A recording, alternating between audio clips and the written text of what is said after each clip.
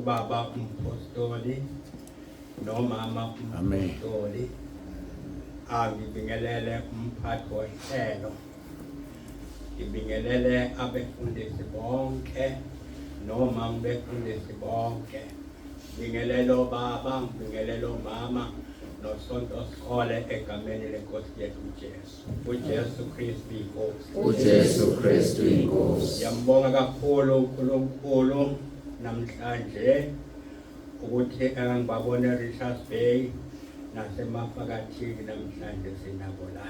Ayibonga.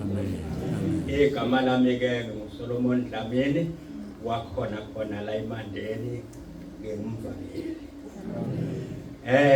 Ngiyajabula namhlanje bazalwane. Bengithi uzosho umnikati.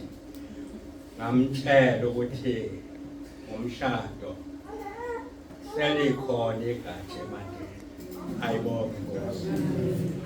Ngasho njalo nje ngathi nje engena umakoti selikhona igatsha eMandeni. Ngiyabonga ukuthi nje akwapheli nanyaka selikhona.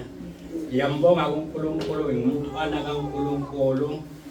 Lamadoda nje amile la nale engilandelayo sinawe emvuselelweni sathi hamba nobaba uyikhali engakayi emsebenzini. Umnandi bathandekayo ukukholwa.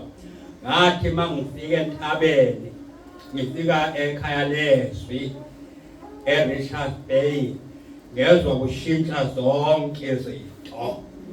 Ngathi mangilalela uWhatsApp wakhona kwangathi ngeke ngisala ngeke ngisalala ngingalala ngothwalo kwaba mnandi kwathi yonke into eyayizwakala yaphela. Hayi ayibonga inkosi. Ngifuna ukuthi noma ngabe usebandleni noma ngabe ukuphi uma usemvuselelweni uyaphumula uthola ubumnandi. Amen. Uthi noma zikushaya izinto ngoba ziyakushaya kwesinye isikhathi ubuthakathaka ziyakushaya kwesinye isikhathi uright kodwa nje usekhaya lezi uyaphumula. Ayibonga inkosi. Amen. Ngibingelela ngaleli zwi elapha yana Efesu 5 uma ufunda uverse 14 lithi phaphama wena olele wena ofile uJesu uza kukhanyisa. Abesethi u16 thengisisa isikhathi. Umnandi ukuba naye. Umnandi ukulalela.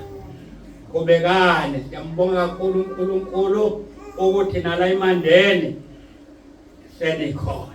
Inkosi inibusise. Jesu Kristu.